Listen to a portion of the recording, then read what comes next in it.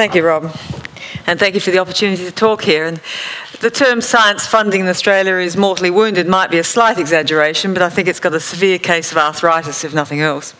Now, I think that applies across the system, be it in industry, the way that we fund research there, government agencies, the death by 1,000 cuts that CSIRO is facing, for example.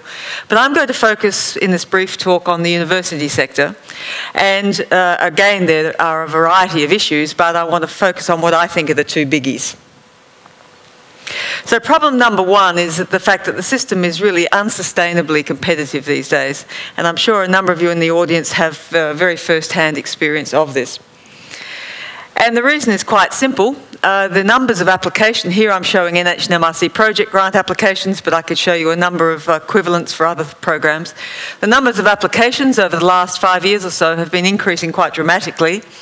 The funding has not. So, of course, it doesn't take too much complex maths to work out the fact that the success rate is dropping quite substantially. So we're down now to a dismal 15% success rate.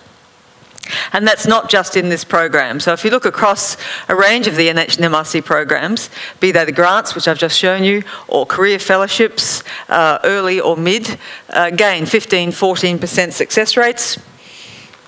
ARC is a bit better, but you wouldn't write home and in congratulations about that. So the discovery grant's about 20% and the fellowships again a bit below that.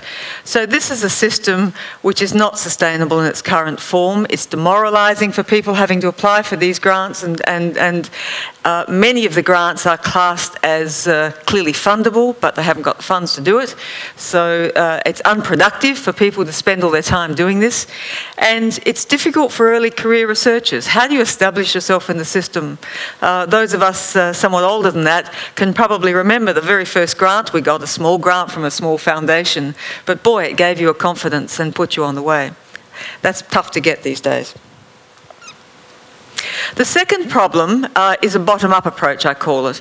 And that is that we think of ourselves as more in individual research projects than in solving big problems for the world.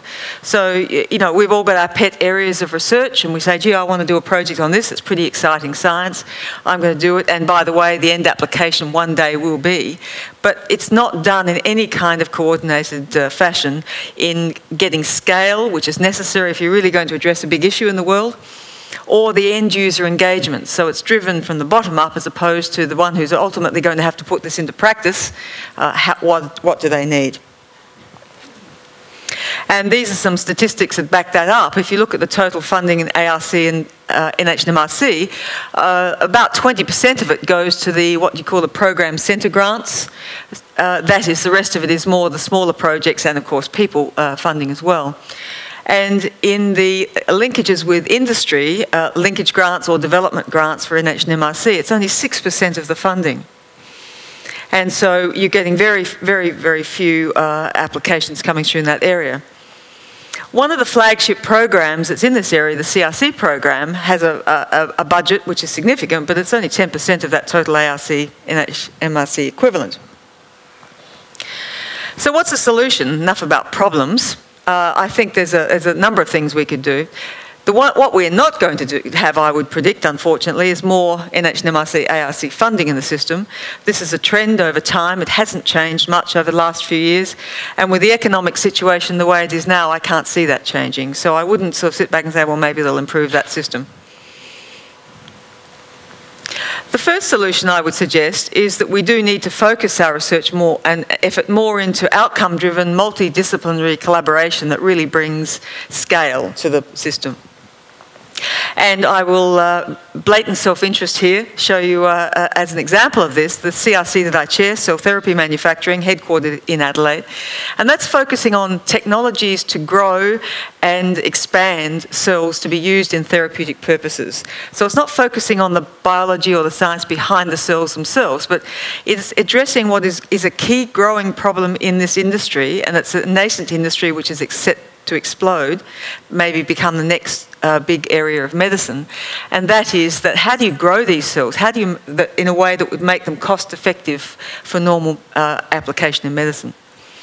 Now, in doing this, what the CRC said was, well, we need a whole range of expertise. It goes from surface technology science through to scale-up type expansion of those resources, clean room facilities, preclinical animal expertise, clinical expertise, regulatory understanding, and in particular, at the top of that diagram, end-user involvement. So we are driven by experiments that relate to the end user. And I asked someone the other day who was working in one of the projects in the CRC and very closely with an end user, a company, and he was working on 4 particular challenges. And I said, well, if you didn't have that industry partner working hand in hand with you from the start of this project, would you have chosen those projects, those particular key challenges? He said probably about half of them. So that is, half of what he would be doing would be out of the context of the needs of the industry partner and the ultimate application, and perhaps still might be useful, but there's a reasonable chance would not be successful in terms of solving the problem.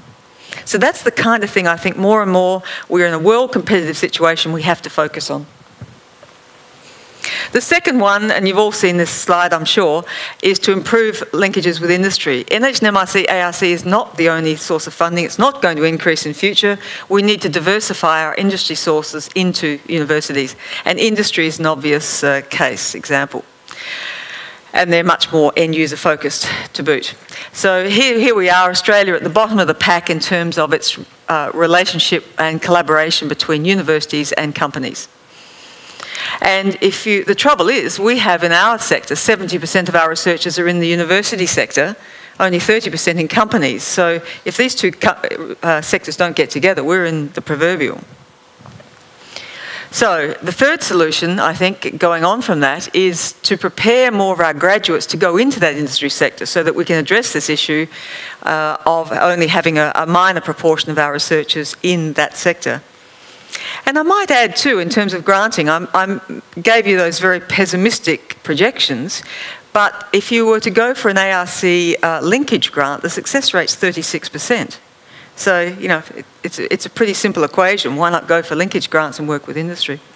So there's a range of things we could do with our graduates, entrepreneurship training, exchange of staff and so forth that you can see there and we haven't got time to go into.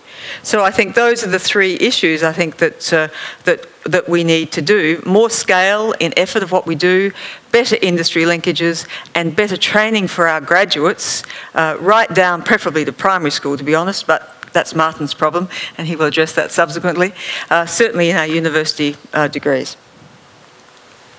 And why is this important? And I think this graph to me says it all. Australia is a commodities, resources export-focused nation. 60% or so of our exports are in the resources sector, and that was fine while we had a nice booming resources sector. We haven't anymore. Hopefully it'll come back.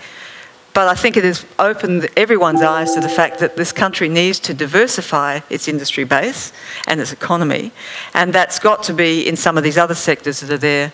And the way forward is clearly related to innovation, and therefore the linkages between universities and getting that technology out into that sector, building our economy for Australia's future, is the absolute crucial way to go. Thank you.